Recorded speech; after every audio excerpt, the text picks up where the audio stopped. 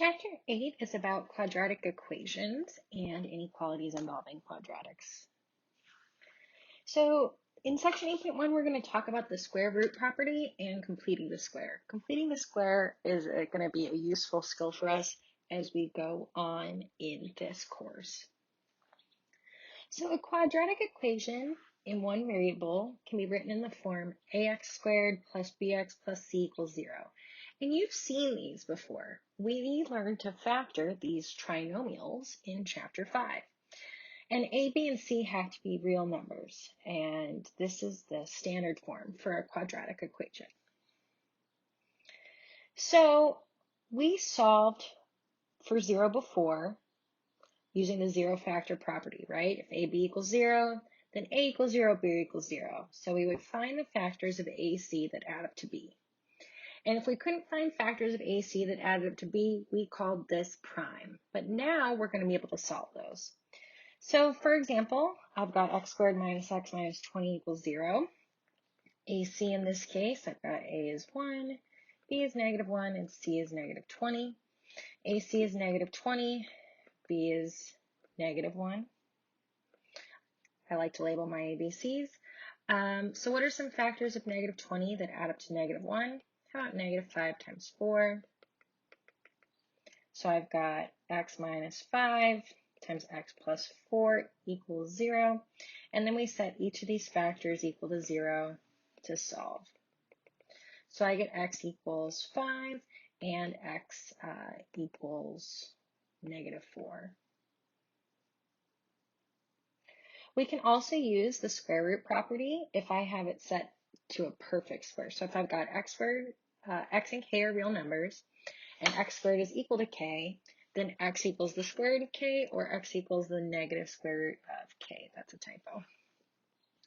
So basically what I'm doing is I'm taking the square root of both sides, and I'm taking both the principal square root and the negative square root. So if I have x squared equals 5, I'm going to go ahead and take the square root of both sides. Good place to start. That gives me x equals plus or minus the square root of 5. So x equals square root of 5, or x equals negative square root of 5. You can write it with that plus or minus symbol if that's something you like to do on an exam. Be sure in the homework, when you're doing the homework online, you make sure to use the formatting My Math Lab suggests.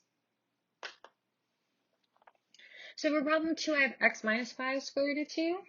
So I'm going to go equals 36. So I take the square root of both sides. I have x minus 5 equals plus or minus the square root of 36, which is 6. So I have x minus 5 is 6, or x minus 5 is negative 6. And then I can solve for x by adding 5 to both sides. So I get x is 11, or x is negative 1. So I'm going to go ahead and clear me a little bit of space, and then we can work through example 3. So I have 2x minus 3 squared is 18. So I'm going to go ahead and take the square root of both sides, like I said. So I have 2x minus 3 equals plus or minus the square root of 18, which is 3 square root of 2, if you simplify it. Now I have 2x minus 3 is a positive 3 square root of 2, or 2x minus 3 is a negative 3 square root of 2. Let's make that look more like a negative.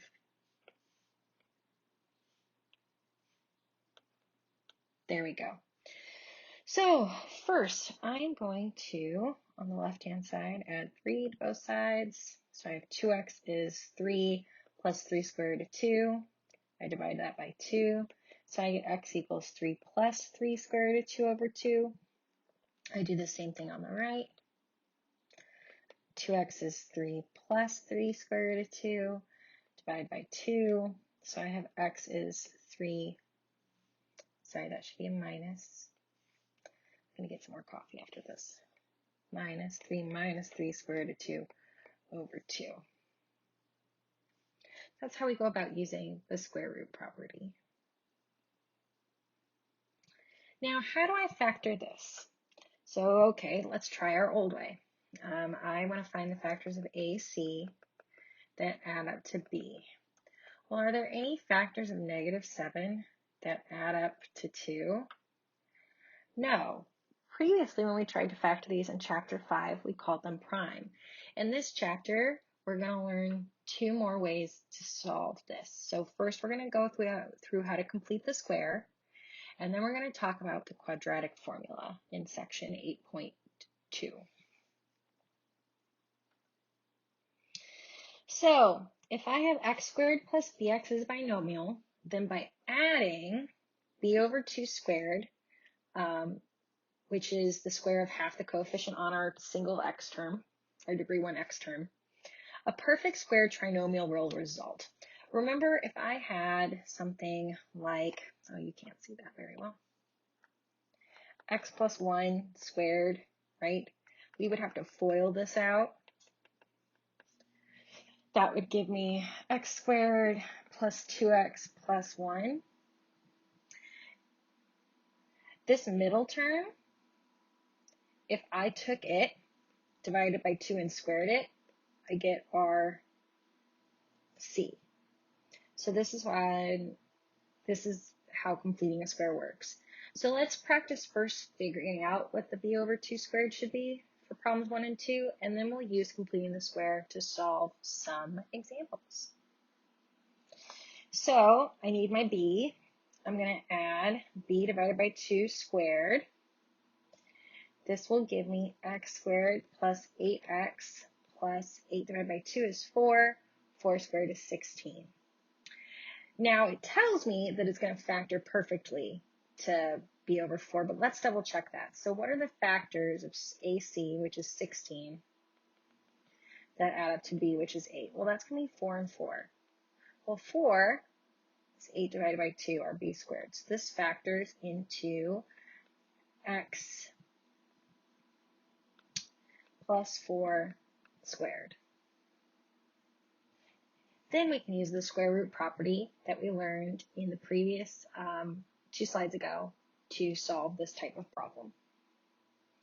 Let's try this again. If I've got x squared minus 14, I'm going to add a negative 14. It's important to take the negative with you, divided by 2 squared. Well, that's going to be a positive 49. And this is going to factor to x minus 7 squared, because it's our b term divided by 2. And if you aren't comfortable with this shortcut, you can go ahead and find the factors of AC that add up to b, and you'd see it's -7 and -7.